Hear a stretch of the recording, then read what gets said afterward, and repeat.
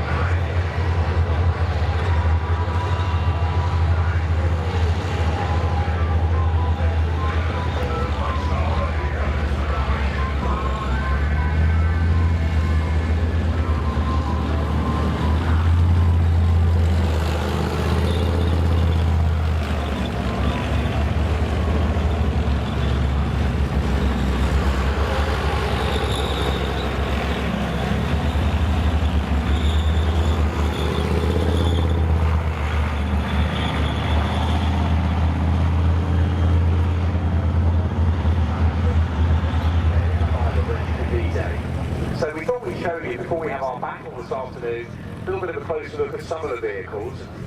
And coming on first of all, not armour, but one of those just iconic World War II vehicles, the Jeep. Now the Jeep was designed to an American specification in June 1940. They basically, the US Army said, we're going to need a little lightweight runaround, come up with an idea that meets this big kit there. Now the next interesting vehicle coming on, from a distance, some of us tank spotters might think this looked like a dingo. That was the British scout vehicle of World War II. Fantastically a brilliant little design. This is a copy. This was done in Canada. The problem was we couldn't make enough dingoes in the UK to service all the Commonwealth and Allied forces' needs. So the Ford Motor Company of Canada, we gave them the plans, and they basically did the same body as a dingo, but they put it on. Now the next vehicle, again, this comes from the Dutch military collection. This is a Humber Mark IV armoured car. Now what happened at the beginning of the war, the Guy armoured cars were just starting to be built in Britain. And they built about 100 of them. But because they were better at building tractors for things such as towing 25-pounders, they decided to hand over building the armoured cars to the Roots Group. So that became Humber. And Humber used the same chassis as the Guy armoured car, but slightly different turret. It's actually got a name on Beatrice. It's named after the Queen of the Netherlands. So go and have a look at that if you've got a chance later.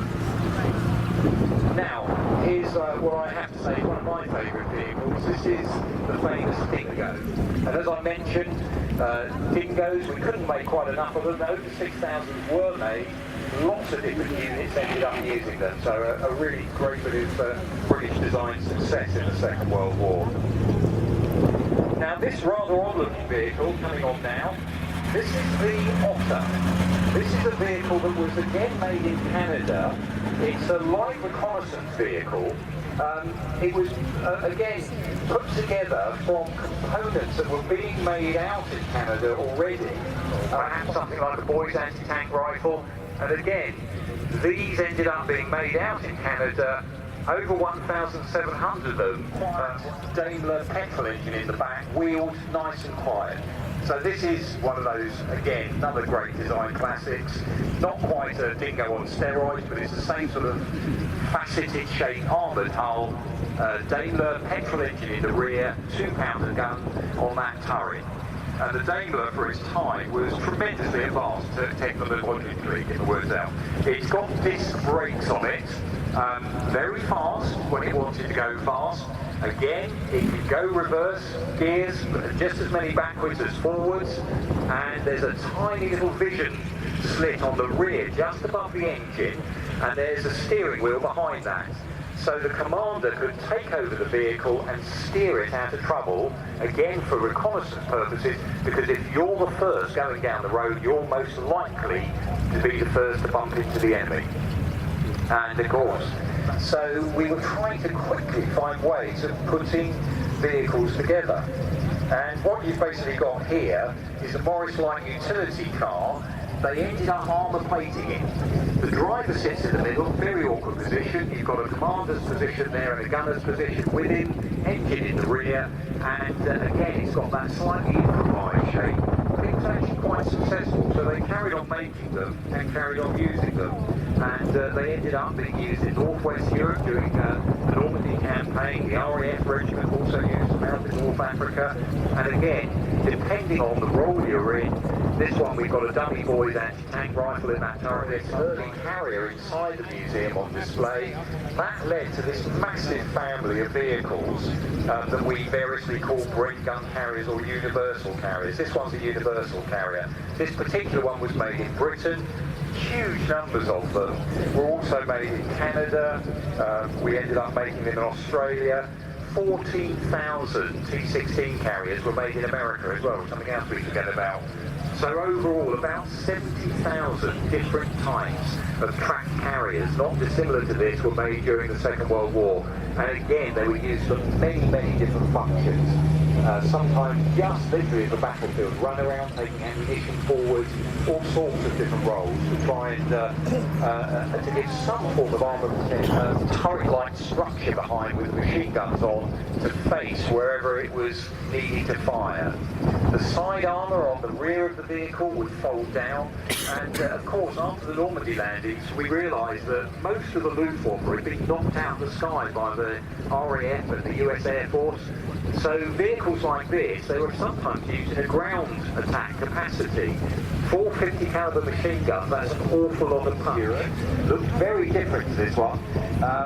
This is an improved version as they put loads of modifications on it. They called it the M5, and you can see here that we've done it up as a sort of Normandy veteran. It's got the deep wading apparatus on the back, and that means basically that huge great bit of venting on the rear there was so this could wade up through the water of the beaches after coming off the landing craft and not plug the engines.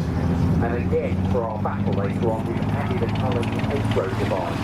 And again, we'll talk about that later on during the display.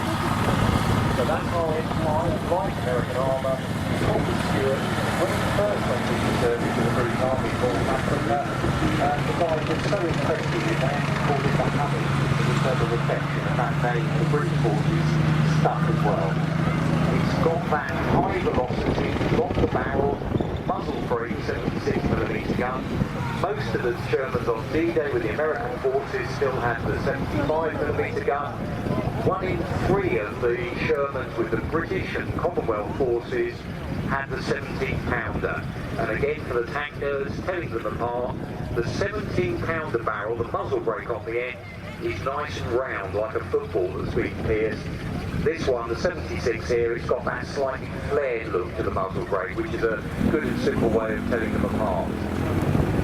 So there we've got a line-up of some of those vehicles that you might well have been seeing down here in Dorset, heading off to the coast. There's that phrase about the south of England being like an armed camp before D-Day, and down at Weymouth the American Rangers left for their assault on Pont du Hoc. Poole Harbour, we've got British and American forces leaving all the way along the coast. So some of these vehicles here would have been familiar on the roads around here in Dorset prior to D-Day.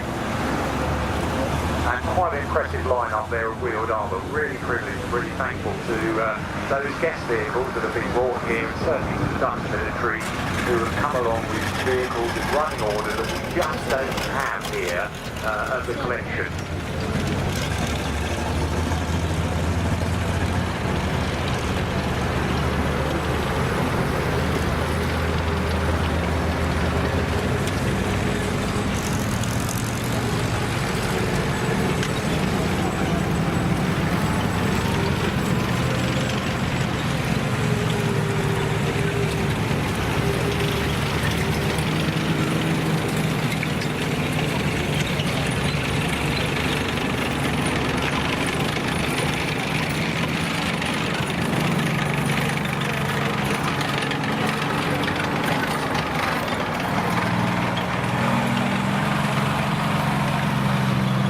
This afternoon you'll see some of these vehicles again by raising or lowering the air suspension. It partially equips the light cavalry regiments of the Royal Army Corps. It has a maximum speed of 80 miles per hour on roads or 55 miles per hour over rough terrain. It is designed to protect personnel against roadside explosions and mine attacks. Jackal 2 is armed with a general purpose machine gun, or GPMG, for crew protection, operated by the commander at the front. Scimitar 2, the original Alvin CVRT of Combat Vehicle Reconnaissance Track, came into service in 1971 and is still in service now, which means that in some cases 3 generations of soldiers from one family have served on the same scimitars. During the last 46 years, Scimitar has served in the British Army as a reconnaissance and fighting vehicle in the Falklands War, peacekeeping in Bosnia and Kosovo, and both Gulf Wars in Iraq. and of course, most recently, in Afghanistan. 2010 the contract was awarded for the development, testing and management of an upgraded cylinder 2 standard version. This was undertaken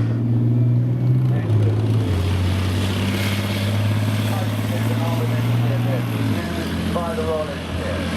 It is designed to enable troops and vehicles to cross gaps of up to 60 metres by laying a selection of close support bridges.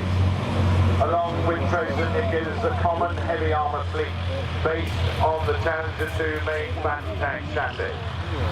Cycling can carry and lay the current range of in-service close support bridges, providing ground manoeuvre formations with improved capability and giving them greater flexibility.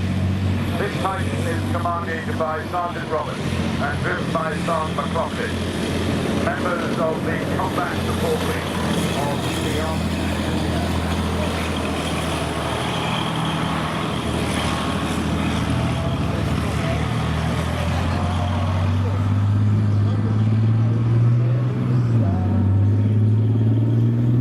Is an armoured engineer vehicle designed to open routes through complex battlefield obstacles and in the air and pass through minefields. The standard equipment of configuration includes a dozer blade, mine plough and an excavator arm.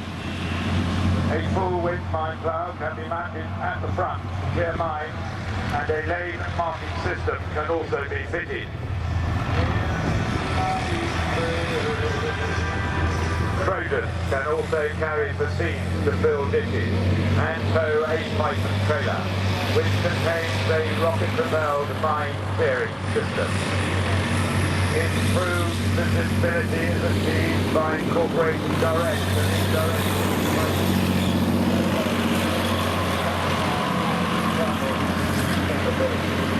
commanded by Sergeant Johnson and is driven by Sergeant Holdings and crewed by Sergeant Dagger. All are members of the CSW wing here at the Armour Centre.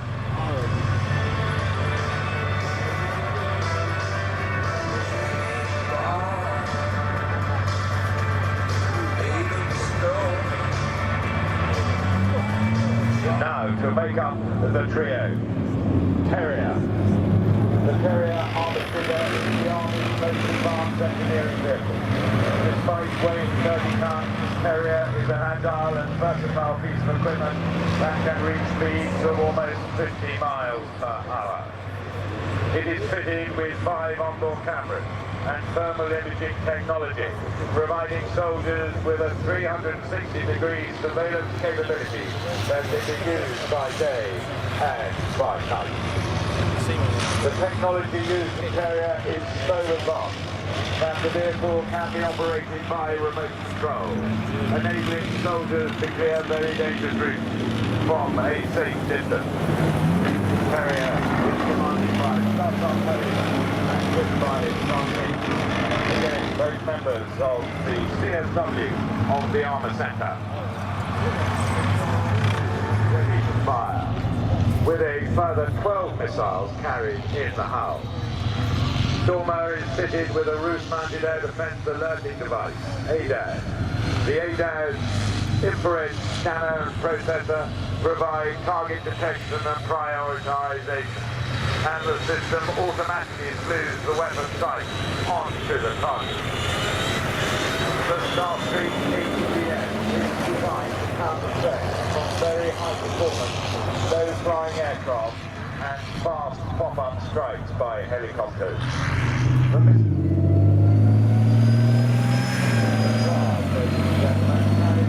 Armoured recovery vehicle is a highly evolved armoured vehicle designed to recover and repair damaged tanks on the battlefield. The Krav is based on the Challenger 1 main battle tank chassis. This extremely powerful armoured vehicle is fitted with a powerful wing, a front-mounted dozer blade, and an Atlas hydraulically operated crane, which is capable of lifting a complete Challenger 2 power pack. Armoured engineer units and close support artillery regiments are also equipped with Krav to recover their heavy vehicles, such as tanks, Trojan and AS-90. The craft is protected by a single operated by the commander. It can also provide maintenance service. Warrior 513 Warrior variants include the Royal Artillery's Observation Post Vehicle, or OPV, the Command Post Vehicle, CPV, and a REME Recovery and Repair Vehicle. All variants are equipped with a 7.62mm tank gun. The Warrior variant in the arena is the Warrior 5130ES. This vehicle is operated by green personnel, including armoured and armoured trumpet, a 6.5-ton crane from the Warrior 510. The Warrior infantry fighting vehicle has the speed and performance to keep up its challenge of 2 tanks over the most difficult terrain, and has the firepower and armour to support the infantry in the assault. The Warrior family has 7 variants of armoured fighting vehicles. This one is the Warrior 510 infantry variant, with all the armour and protection for armoured infantry batteries and Iran, and of course that's Taker, all of the ATDU here in Bovington.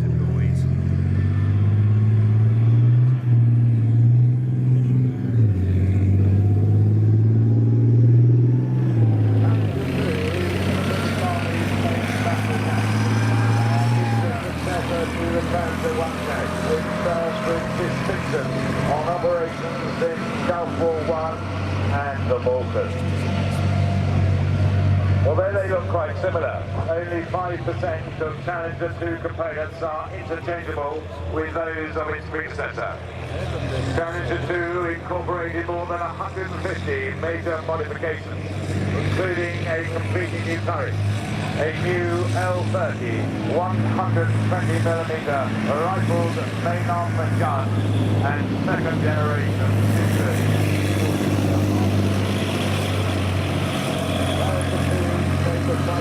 system improvement has already been selected.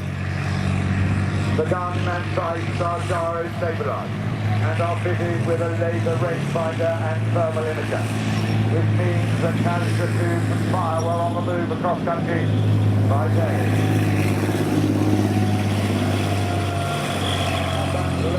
The Challenger 2 has shown here everything been run. Smoke projectiles and high explosive squad head or head. Secondary armament is the coaxially mounted 7.62mm tank gun, and below it an operation.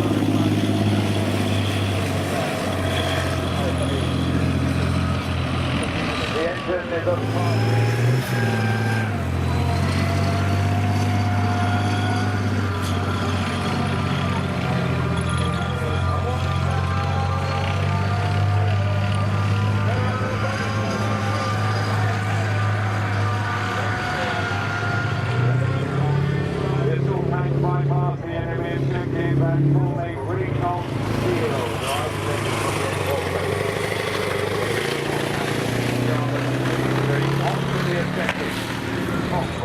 and prepare to be tasked to clear another position. For India, P1 Alpha, this is Zulu, P1 Charlie, position clear. India, P1 Alpha, Roger, welcome. Second position of P1 Alpha, call done. Multiple, prepare to move, over. Roger, lift up nose, over.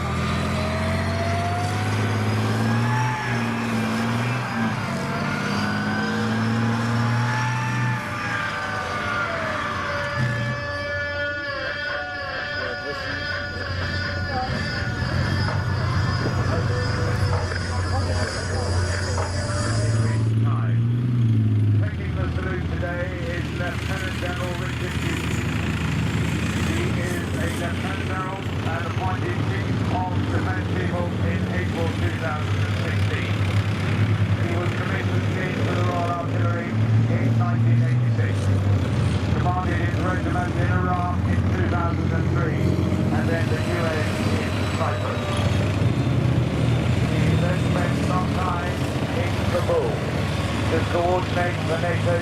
man from Afghanistan, and he will be taking the salute today on this Armed Forces weekend.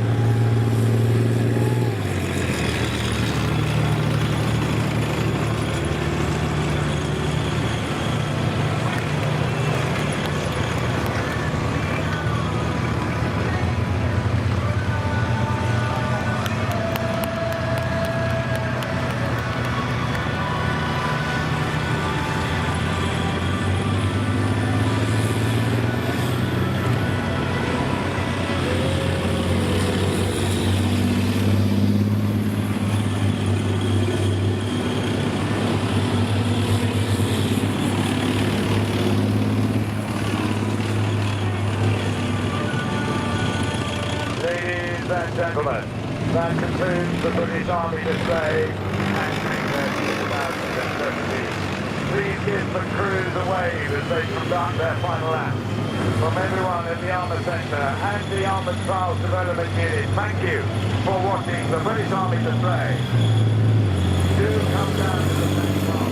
Come and have a look at the vehicles once they are back in the tank park, where the crews will be pleased to show you around them and tell you more about life on tanks and armoured fighting vehicles. I hope you enjoy the rest of tank.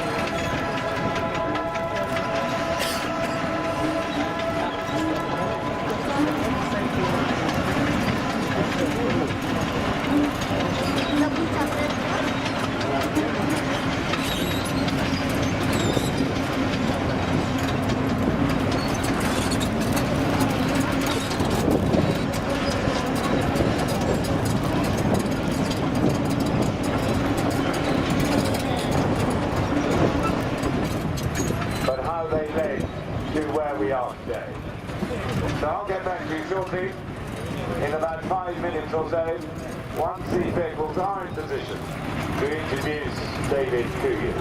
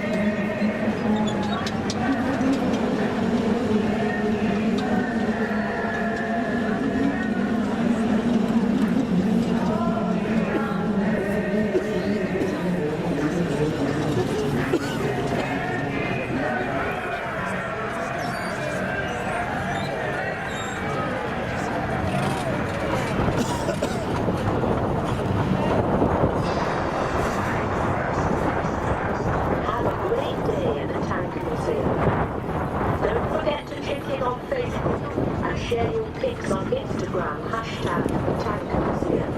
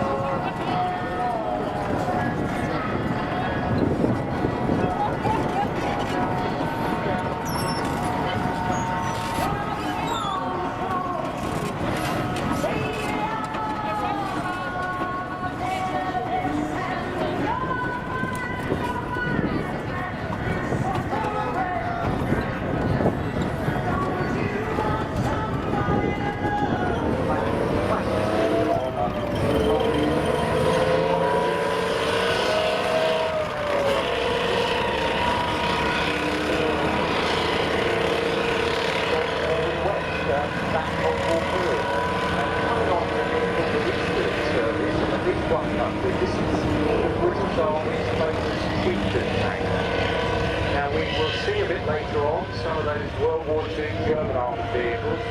The Chieftain was really part of, and after that it was mobility. Basically the British Army said we never want to go to war again with a tank that is outgunned by the enemy. So with the Chieftain you've got that whopping rating 120mm high velocity gun. Again, that one was service was by far the most powerful weapon system around the world. And this gun,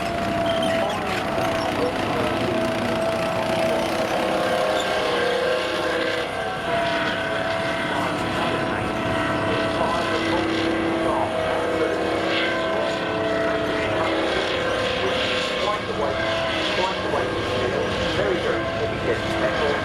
Even though now it's a big uranium, which was a byproduct of the nuclear industry. That metal bar, one part is in other words, it's sheer weight, but like that.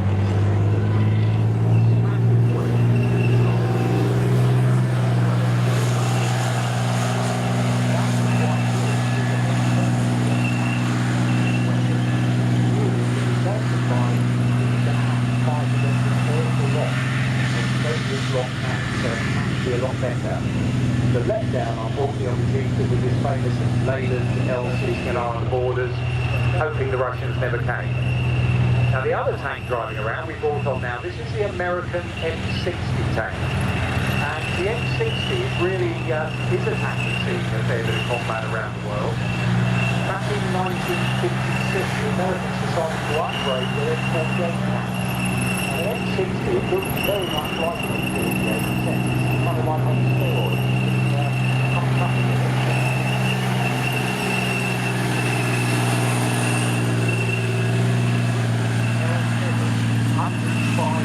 Gun. And we talk about the old bit of this,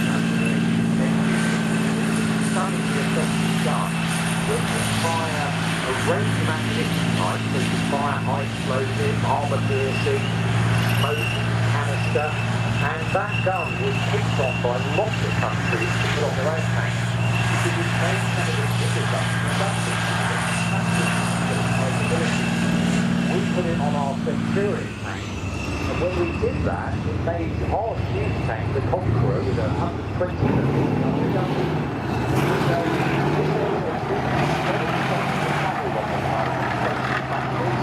One of those 1,000 tanks that were built, and this particular version was the M60A3, the ride version, which was the ride reliability improved. It's got a better engine to the back. But if the Cold War had been hot, that the Western tanks would have been fighting against. Now at the moment it's putting diesel on its hot exhaust, and that's how easily it can make that big smoke screen to hide itself behind.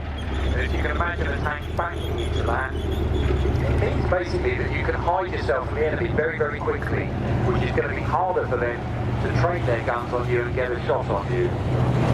Now the T-72 is probably about the most widely used main battle tank around the world. Well over 25,000 trips being made, it's all over the place, civil service, and it's a kind of development of those Russian what they've done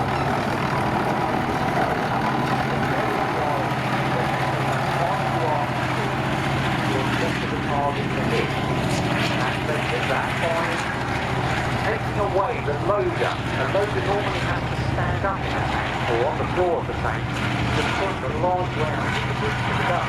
This gun is 25 millimeters, so it's bigger than that gun on the T-stick. And by getting rid of the loader, they can make them lower and profile, and they pick that by keeping the current. There's kind of a cassette in that current, a bit like the round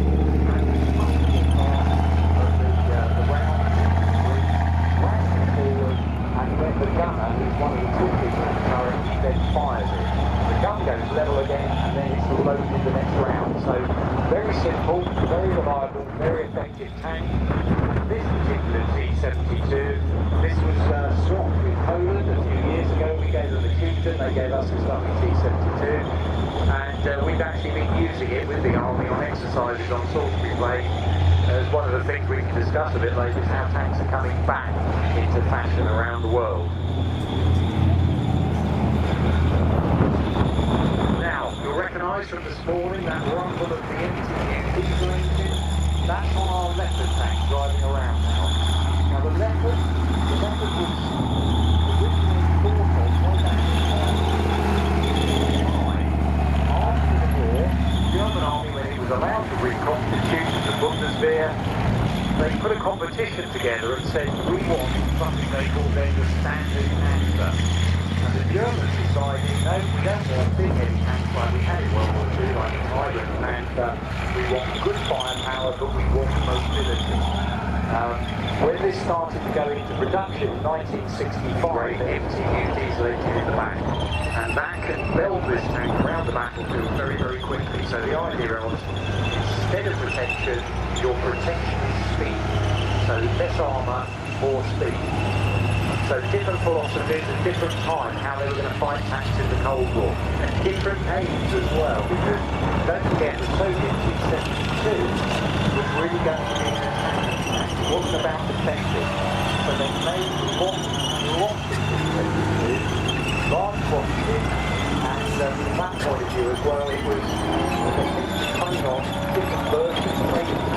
They made a number of models as well. The first one was on the Russian Army.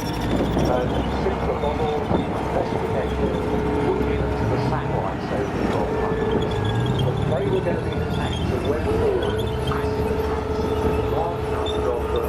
They knew the Russian idea was it was a short-term weapon system. What they call gill armour on the side. The crew can actually pull a lever, and that angles those square side plates above the road wheels forward at an angle. And the idea there was to help detonate incoming hollow charge weapons before they hit the main armour. It's the same sort of principle you see today in that farm or modern vehicles. Catch launcher or detonator being the hollow charge before it hits your main train like that to make dissipate or lessen the performance which will get to hotter as heading towards your vehicle. So it's simple little methods of adding stress to the vehicle. On the back of the rack there, there's flags that get fuel runs to extend the range of the vehicle, and again another one of those vehicles that's serviced all around the world, which is why we are taking part in the British Army will be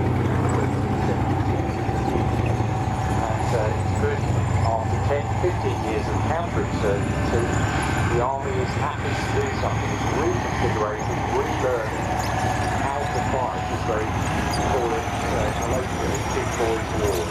In other words, instead of fighting against counterinsurgency, it's rifle, the Spartan, American Sultan, all on based on the dandy vehicle, which is that one there, swarmed into this news group, track reconnaissance.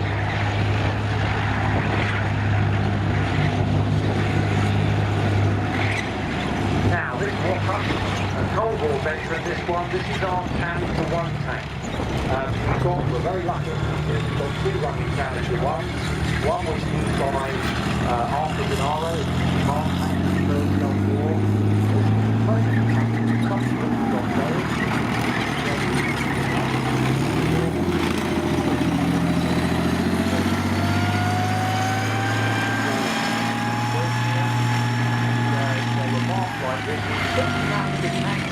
Not because we thought they were going to fight, it was for the very, very common reason why we have tanks, is when you turn up with a tank, people tend to think you need to.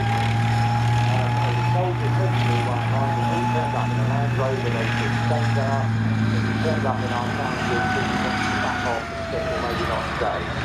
So it has that fright factor that's been true right from the beginning and again in the back of what was greatly permanent. Now with this generation of tanks you're getting up to about 62 tons, and when they went off to fight in the First Gulf War, not Granby, then we added lots of extra armour on the outside. And again the truth is that we have to take care of this reason. Ford Challenger 1 went off into service, and it was lots of done from the mid-1930s or early 1930s to about 35. They were really experimental tanks. We were trying to learn how we were going to use light armour. And Marks 1 to 4 were really done in small numbers, test vehicles, that led us on to building the Mark 6, which was the one that saw a lot of service at the beginning of the Second World War. Not many of these were made. We think in the late 20s, something like about 28 of them were probably put together. It's the last two-man tank the British Army experimented with. Commander in the top, driver in the front. You can see he's got his hatch open. And he's sitting there right next to a restoration back in the 1980s. It wasn't done very well, never ran. And they put this vehicle back together superbly. Done a fantastic job. The other point I'd like to thank as well is the guy here today, remains nameless, but he paid for this whole restoration to happen. So, like reminding people today, thank you for coming. We are an independent charity, we need that sort of support next to the driver. And during the restoration process, again, you can see this on the film, we found that meadows empty was actually being used by the longest swarm cars in the 1930s. So you're looking there again, same idea as the Scorpion. What's the best, most powerful engine being used by a storm child that's put in the tank? We must be unwilling. So there's our lovely little light Mark 4. We don't think they were mainly used for training. A few may have gone to France. It looked like a couple were captured, so they may have gone to France as rapid training vehicles with the BEN. Some were captured, we think, by the Germans and converted into improvised assault guns.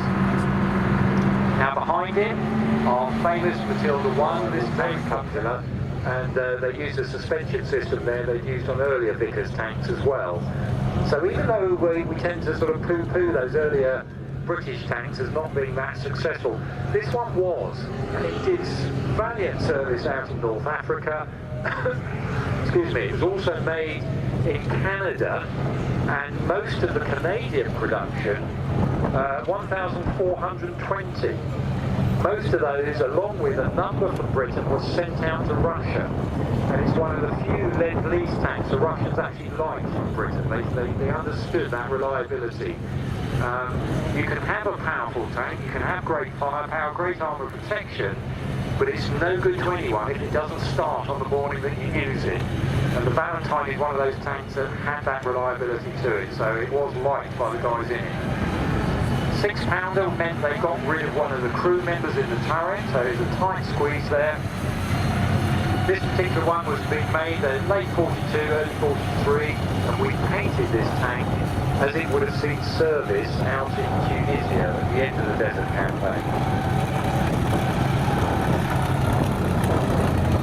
Even though they'd originally designed it as one of those infantry tanks, we ended up using these as cruiser tanks.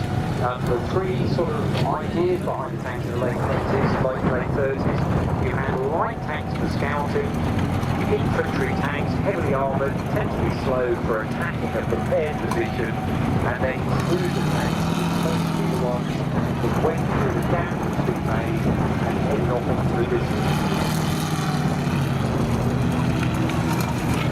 Valentine's, they went out to the Far East.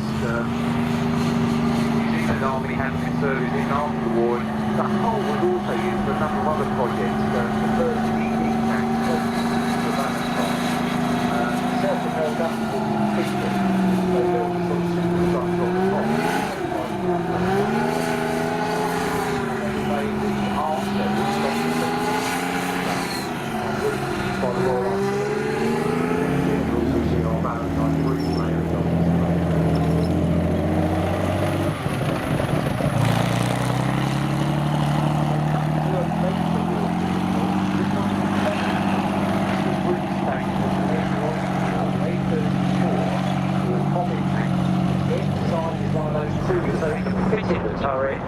But again, that has a better armour penetration than the 75mm on the Panther.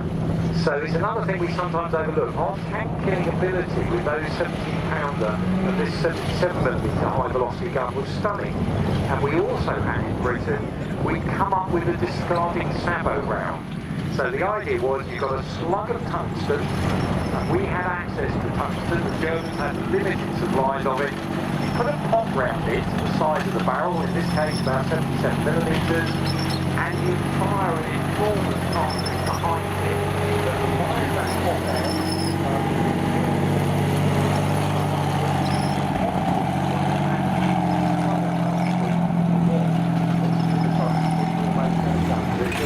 So on the next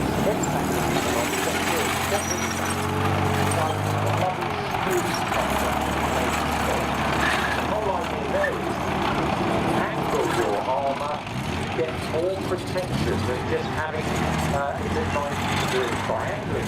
Yes, you've got it on. Just to say that if you imagine up the gun, they then up it to the 20-pounder, and then in the 1960s we had that L7 105mm gun, and it becomes by far the best tank in the world. No two ways about it. An absolutely stunning vehicle. It's got that perfect combination. It's got good mobility, it's got good armour protection, it's got a fantastic powerful 105 gun, and it was a generation of